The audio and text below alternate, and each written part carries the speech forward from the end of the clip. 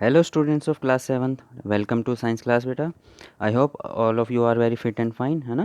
बेटा हमने last video में क्या आपका चैप्टर 4 जो क्या क्या था, हीट था, वो क्या कंप्लीट कर लिया था। आई होप आपको अच्छे से समझ आया होगा ना।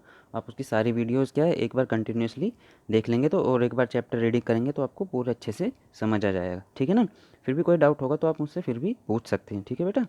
अब जो हम बेटा हमारा नेक्स्ट चैप्टर जो है आपका चैप्टर जो 5 है वो आएगा आपका हफेली में, है ना। चैप्टर 4 करा दिया मैंने, वो भी आएगा, और चैप्टर 5 है, ठीक है। चैप्टर 5 जो है क्या नाम है उसका बेटा, एसिड बेस एंड सॉल्ट्स, ठीक है। तो ये जो चैप्टर है इसमें क्या आपका ये हाफेली में तो आएगा ही, है ना। इंपॉर्टेंट चैप्टर भी है काफ़ी, है ना। और ये 10th क्लास में भी है इस चैप्टर का नाम पूरा ऐसे ही, एसिड और बेस के नाम से, है ना। तो ये काफ़ी इंपॉर्टेंट चैप्टर है आपको, है ना। तो इस चैप्टर में बेटा हम क्या स्टडी करेंगे कि एसिड्स क्या होते हैं, है ना, जिसको तेजाब कहते हैं, है ना, अम्ल कहते हैं। बेस क्या होते हैं, सॉल्ट्स क्या होता है ना, इनकी क्या प्रॉपर्टीज़ होती है ना, ये कैसे बिहेव करते हैं, दिखते कैसे हैं, टेस्ट कैसा होता है इनका, है ना। और इनको बेटा हम कैसे इनको नाप सकते हैं, इनकी एसिडिटी बेसिसिटी को इनको कैसे हम नाप सकते हैं, है ना। तो इस चैप्टर में हम पढ़ेंगे एसिड और बेस के बारे में, सॉल्ट्स क्या होते हैं वो पढ़ेंगे, उनकी बेसिक प्रॉपर्टीज़ पढ़ेंगे, इंडिकेटर्स पढ़ेंगे, है ना। और ठीक है ना। तो इस चैप्टर में हम इनकी प्रॉपर्टीज़ को अच्छे से पढ़ेंगे, ठीक है बेटा। तो चलिए स्टार्ट करते हैं बेटा चैप्टर 5।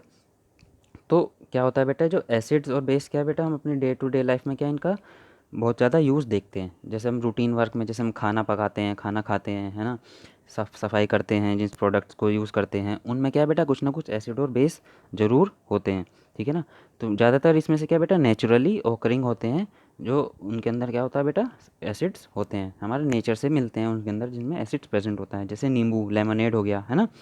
तो जो हम लेमनेड पीते हैं, नींबू पानी पीते हैं, है ना, उसमें क्या बेटा सिट्रिक एसिड होता है नींबू के अंदर, है ना। उसी तरह ग्रेप्स जो अंगूर होते हैं, टैमरिंड क्या होता है, इमली, इमली में कौन सा एसिड होता है बेटा, टार्ट्रिक एसिड होता है, ये भी नेचुरल है।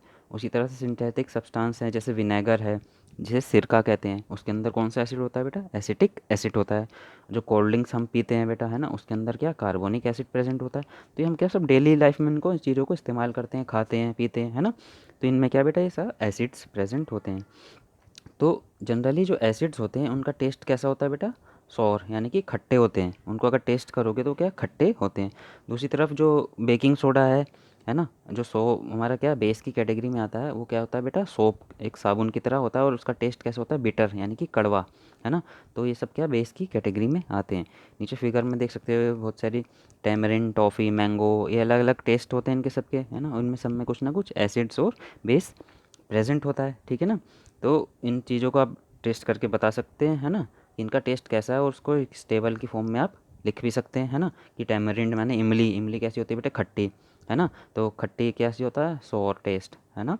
इमली होती है सोर। लेमन क्या होता है बेटा, खट्टा होता है ना, सोर, है ना। उसी तरह से इनके बारे में आप लिख सकते हैं। टॉफ़ी कैसी होती है, स्वीट होती है ना। तो ये होता है। अब बेटा हम पढ़ते हैं एसिड्स को, डिटेल में पढ़ते हैं कि क्या होता है।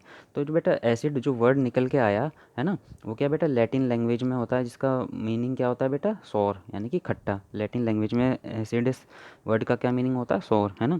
और जो substance which contain acids are called acidic substance. जैसे सब्सटेंस जो एसिड को कंटेन करते हैं, यानी जिनमें एसिड मिलता है हमें, these substance are known as acidic substance, ठीक है। उसी तरह से विटामिन सी है, उसको क्या बेटा दूसरा साइंटिफिक नेम क्या, उसको एस्कॉर्बिक एसिड भी कहा जाता है। अब इनकी बेटा प्रॉपर्टीज़ देख लेते हैं कि इनकी आखिर प्रॉपर्टीज़ क्या है, कैसे होते हैं, दिखते हैं, बिहेव कैसे करते हैं, है ना। तो इनकी प्रॉपर्टीज़ पढ़ते हैं बेटा, क्या क्या इनकी खासियत होती हैं। तो सबसे पहली प्रॉपर्टी क्या बेटा, they are sour in taste. कैसे होते हैं टेस्ट में, खट्टे होते हैं, है ना। तो खट्टे होंगे तो आप कैसे बता सकते हो उनको, अगर कोई भी टेस्ट करने की और भी चीज़ नहीं है आपको, अगर खाली टेस्ट करके बताना हो, तो खट्टा होंगे तो वो क्या होगा, एसिड होगा। सेकंड प्रॉपर्टी है बेटा, they are soluble in water, यानी कि पानी में घुल जाते हैं। पानी में उनको मिलाओगे तो पानी में क्या हो, घुल जाएंगे। थर्ड प्रॉपर्टी क्या बेटा, कलरलेस, उनका कोई ऐसा स्ट्रॉन्ग कलर नहीं होता, कलरलेस ही होते हैं ज़्यादातर, है ना, पानी की तरह होते हैं। आपने लेबोरेटरी में देखना तो ऐसी बॉटल्स के अंदर वो पानी की तरह दिखाई देते हैं। जो सल्फ्यूरिक एसिड होता है ना, उसमें क्या कुछ ब्राउन कलर का क्या होता है, इसमें इम्प्योरिटीज़ होती हैं। जो ब्राउन कलर होता है वो क्या होता है, उसके इम्प्योरिटीज़ के कारण होता है। उसी तरह जो नाइट्रिक एसिड की बोतल होती है, उसमें से ब्राउन कलर के फ्यूम्स निकलते रहते हैं, है ना। वो क्यों निकलते हैं, क्योंकि जो नाइट्रोजन है डाइऑक्साइड जो है वो बेटा डिकम्पोजिशन करती है किसका, नाइट्रिक एसिड का, ठीक है ना। जो नाइट्रोजन डाइऑक्साइड बनी उसमें से, वो कैसे बनी थी, नाइट्रिक एसिड का डिकम्पोजिशन होने के बाद बनी थी, इसको गलाने के बाद बनी थी, ठीक है। अब क्या है बेटा, नेक्स्ट जो है फोर्थ प्रॉपर्टीज़ देखें हम अगर एसिड्स की, तो एसिड्स क्या होते हैं बेटा, अब इनको केमिकली टेस्ट करना हो, है ना, अगर टेस्ट तो कर नहीं सकते, कोई स्ट्रॉन्ग एसिड होगा तो जल जाएगा आपका मुंह, तो एक लिटमस पेपर होता है जिसको हम टेस्ट करने के लिए यूज़ करते हैं, ठीक है ना। दो कलर के होते हैं बेटा, एक होता है रेड कलर का लिटमस पेपर, एक होता है ब्लू कलर का लिटमस पेपर, ठीक है। तो एसिड क्या होगा, अगर उस लिटमस पेपर को आप एसिड के अंदर डुबोगे तो क्या बेटा लिटमस पेपर जो है ब्लू से क्या हो जाएगा, रेड में कन्वर्ट हो जाएगा, है ना। ब्लू कलर के लिटमस पेपर को आप एसिड में डालोगे तो किस में चेंज हो जाएगा, ब्लू से रेड कलर में, उसका कलर चेंज हो गया, अगर रेड हो गया तो समझ लो क्या बेटा वो जो सब्सटेंस है वो एसिड होगा, है ना। तो एसिड का हम टेस्ट करते हैं इसी तरह इंडिकेटर की मदद से। ये लिटमस पेपर क्या है, एक इंडिकेटर होता है, ठीक है। इंडिकेटर का आपका पूरा टॉपिक है आगे इस चैप्टर में, उसको मैं जब पढ़ूंगा तब आपको अच्छे से और समझ आएगा। तो इंडिकेटर क्या होते हैं बेटा, ऐसे सब्सटेंस होते हैं जो डिफरेंट कलर्स देते हैं एसिड और बेसिक सॉल्यूशन में, है ना। तो ऐसे सब्सटेंस होते हैं जो अलग अलग कलर देते हैं एसिड और बेसिक सॉल्यूशन में, उनको डालोगे तो, ठीक है। ऐसा ही एक इंडिकेटर है जो लिटमस है, ठीक है ना। और ये नेचुरल इंडिकेटर होता है ना, ये लाइकन से बनता है, नेचुरली होता है, हमें नेचर से मिल जाता है ये, ठीक है ना। उसकी फिर पेपर स्ट्रिप्स बनती हैं।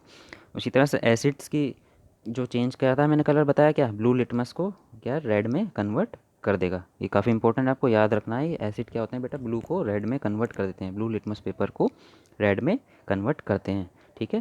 फिफ्थ प्रॉपर्टी देखें अगर बेटा हम, तो एसिड्स का क्या होता है, पीएच होता है <7। अब ये पीएच क्या होता है बेटा, पीएच क्या होता है, पीएच एक तरह का बेटा एक स्केल होता है, जैसे किसी भी चीज़ को नापने का क्या होता है, एक पैमाना होता है ना। तो कि कौन सी कितनी चीज़ है, क्या है ना। किसी चीज़ को वेट को केजी में नापते हैं, लेंथ को मीटर में नापते हैं, तो पीएच को नापने के लिए क्या है बेटा, एक स्केल होता है ना। उससे भी पता चलता है कि कोई सब्सटेंस कितना एसिड है और कितना बेसिक है सब्सटेंस, ठीक है ना। और उसकी रेंज क्या होती है बेटा, 0 से 14 होती है, ठीक है ना।